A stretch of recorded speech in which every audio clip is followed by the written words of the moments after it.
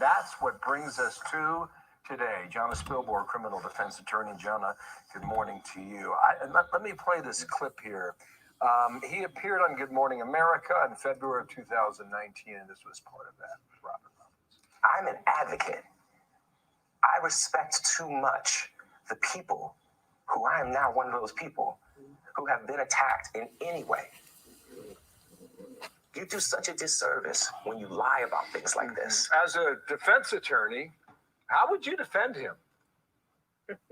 You know, this is a really tough case to defend. And I was thinking about this because a lot of people in my world are asking, why is he even going to trial? And I will tell you why. There are two types of people who go to trial. The first camp are people who have an abiding belief in their innocence. They want vindication, and the only way to do it is to go to trial and get a not guilty verdict. The other camp is exactly the opposite. Those people really don't have a legal leg to stand on. The prosecutor isn't making any offers. And if they go to trial, they have nothing to lose. But maybe they can get one juror out of 12 to feel a little sorry and perhaps come back with a mistrial or something better than that. Jussie Smollett falls into that second camp. Uh-huh. So that would explain why he doesn't cut a deal with prosecutors. That would seem kind of logical when you consider it's 20 below, it's late January, it's 2 a.m. on the streets of Chicago, and apparently he was on his subway, on his way to get a sandwich at Subway.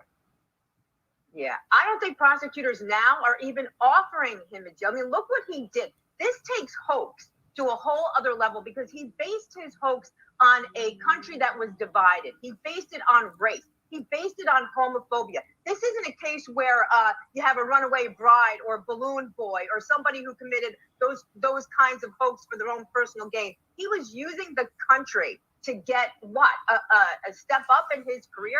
Then he goes on national television and doubles down and lies about his lie. If I were prosecuting him, I would play that video when it comes time for sentencing because there seems to be a whole lot of evidence against Jussie Smollett, a paper trail, a money trail, the two brothers who are going to testify against him, the weirdness of when he was contacted by police and was walking around his apartment with the alleged noose around his neck. I mean, that was clue number one. So I don't have a whole lot of sympathy for Jussie Smollett, and he better hope that whoever he picks in his jury does. Okay, so you made the point that you hope to get one sympathetic juror. If that's the case, does he testify in his own defense, or does he stay quiet? That's a great question. I almost think he might have to testify. I mean, what is his defense? His defense is, I didn't do nothing. His defense is that the brothers who are going to testify against him are lying. I mean, if that's the case, he's going to have to wait and see if the state has proven its case before he makes that decision. Unless he's going to take the stand and say, hey, feel sorry for me. I really didn't have anything to do with it. They forced me into it. It wasn't me. It was them. That's still up in the air, Bill, but it's a great question. Just remember the context for how all this was going down, right? Kamala Harris tweeted the following in January of that year. Jussie Smollett is one of the kindest, most gentle human beings I know. I'm praying for his quick recovery. This was an attempted modern-day lynching. No one should have to fear for their life because of their sexuality or color of their skin. We must confront this hate. I think that was just a few hours after the accusation went public. Of course, because nobody in this country anymore bothers to get any sort of evidence before the politicians, I should say, before they open their mouth. They did it with Rittenhouse. They did it with Jussie Smollett. They do it all the time. So that's nothing new. But we really need to have the pendulum start swinging back to center in all of these high-profile criminal cases. It'll do us all a lot of good. Okay, we're watching it, Jonna. Thank you so much, Jonna.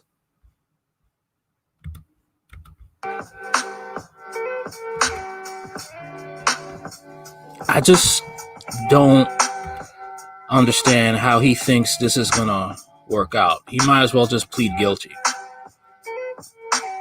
Might as well.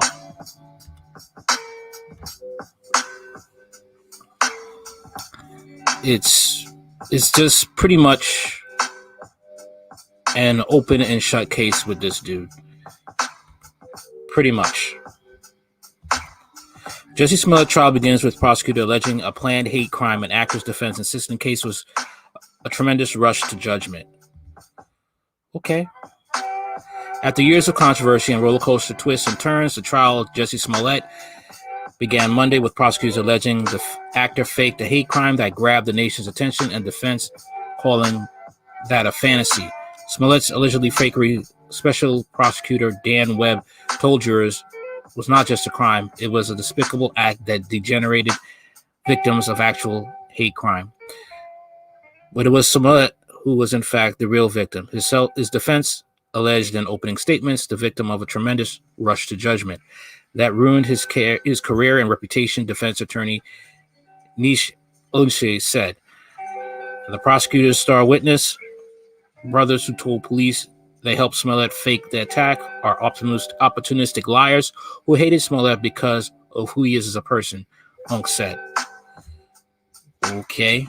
They are not some foreign exchange students from Nigeria, Uch said. They are sophisticated, highly intelligent criminals. The case brings with it immense baggage, including what became a political crisis of sorts for Cook County State Attorney Kim Foxx and the appointment of Special Prosecutor Webb to handle the case. But jurors still will be tasked with determining a far narrower question. Did Smollett, in fact, orchestrate a phony hate crime on himself, then lie to police about being a victim? In Webb's opening statement, the answer was emphatically yes. Chicago police reacted swiftly to Smollett's allegation he had been the victim of a racist and homophobic hate crime. Webb said, putting the full force of the department on the case. At one point, they had 26 officers and detectives working it, tallying over 3,000 man hours, according to Webb. All that wasted on a false hate crime. But Chicago has so much to deal with: murders not being solved, gang violence, all of that, and they had to waste it on a hate crime. But in fact, he alleged Smollett had convinced two brothers, Abimbola and Alugino Osondo, to help him stage the fake attack. I want you to attack me, but when you hit me, I want you to kind of pull your punches a bit because I don't want to get seriously hurt. How are you going to... Man, listen. This is just so... Smollett told them, according to Webb, Smollett also instructed them to put a rope around his neck to make sure it looked like a lynching, like a hate crime. Webb said, how are you going to fake this and you're afraid to get hurt? The three men went on a dry run before the attack, part of which was captured on surveillance camera. Webb said Smollett's Mercedes can be circling the Streeterville intersection, showing the brothers the area where he wants the attack to occur, Webb said. After the attack, Smollett was even tampered with the rope, Webb said, bringing the knot closer to his neck before police arrived at his apartment. Apparently, he wanted it to make it look like a lynching, Webb said. He wanted it to look like something more serious. That I saw that rope. That looked like something that was made in arts and crafts, silly string, put together crap. Opening statements began Monday after about 6 hours of jury selection. Those selected for the panel included a woman who says she watched Empire before and likes to drag race in her spare time, a man who immigrated from Iraq 12 years ago and works for a credit union, and a woman from West Suburban Bartlett who's a counselor at a behavioral hospital. Another juror, a man from Lincoln Park who appears to be in his 30s, works in the healthcare information field. Also selected was a man originally from Canada who manages a store and who appears to be in his 60s and works in sales. Judge James Lynn said he may let evidence continue until 7 p.m. before recessing for the day. In his first round of questioning, Lynn had asked specifically whether jury candidates had heard about the case in the news, seen Empire, watched the celebrity gossip site TMZ, or belonged to any civil rights or anti-police groups. About 5 raised their hands, indicating they never heard of the allegations. 2 or 3 said they watched Empire, and a few said they seen TMZ before. So far, only one prospective juror, a white woman, has said she might not be able to be fair, explaining that she'd done research on the case early on. When I found out it was a hate crime, my daughter is gay, so I did some research on it. The woman said she works in the downtown area, so I was very concerned for her safety and what was going on. Jussie Smollett could have caused a big time riot, like what was happening in Kenosha. It would have been all over a lie. People could have gotten hurt or killed. When Lynn pressed her on her ability to set that aside and render a fair verdict, the woman said she was still unsure. He then moved on to a different line of questioning.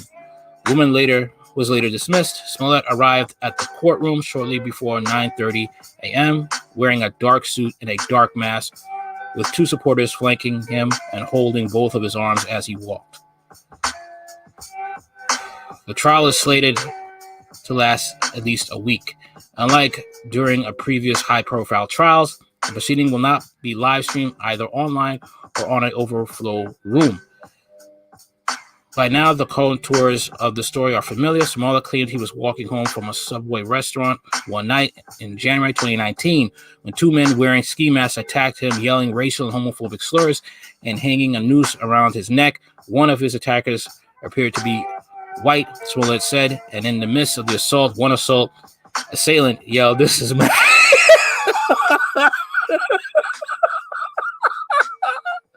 "This is MAGA country," in reference to then President Donald Trump's slogan. His manager called the police, and officers responded to his apartment to find Smollett with the rope still around his neck. "I just wanted y'all to see it," he told them. The story grabbed international headlines, particularly after two brothers, Abelula and Abelagino Osandoro, told police that the attack had been faked. Smollett had persuaded them to stage the assault in hopes of catching attention of his empire bosses, the brothers said. Smollett went from victim to suspect and ultimately was charged with giving a false report to the police. But in a stunning move, Cook County prosecutors quietly dropped the charges. Oh, yeah. Shortly after Smollett's formal indictment, causing mass confusion and an outcry that ultimately led to the special prosecutor's appointment. Webb and his team brought a new indictment against Smollett in February 2020, just before the COVID-19 pandemic hit. And on Monday, after COVID shutdowns have been eased and questions involving his legal representations have been resolved, the evidence against Smollett will finally get a public airing in court. In the absence of objective smoking gun evidence, the case will largely hinge on the credibility of the Osandoro brothers. They are the prosecution's key witness and and are expected to tell jurors in great detail that Smollett recruited them and instructed them to orchestrate a phony attack. This is MAGA country. In a blue state. 20 degrees. Everybody knows when it's below 20 degrees, rarely crime happens. Rarely. It's too cold to commit crime. Oh, man. Oh, boy. By contrast, the defense is expected to argue that the brothers, working with at least one other person, attacked Smollett outright and then framed him to avoid being criminally charged themselves. Gosh, just a waste of money. This whole case is a waste of money. That's all I have to say, man. This is just hilarious. This is MAGA country. Oh gosh. Oh. And they both holding him. The man is weak, man. He is weak. Gosh, weak man. You want to stage a hate crime and a physical assault, and you don't want to take any pain. Then you have this silly string noose. I saw the video too. That sucker was hilarious, man. Cops coming in there and they see him walking around with something that, I'm telling you, the noose, it looked like it was made out of arts and crafts. Hey, man, I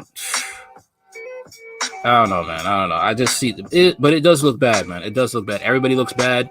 And in fact, if you are a person of the alphabet crew, and if you dare to think that if you still believe that he was a victim of a hate crime, that speaks about your intelligence, man. I'm kind of disappointed in you. You all should be look, Throw the book at him. He makes us look bad. Throw the book at him. I think he even cost the actors their job. I mean, Empire got canceled.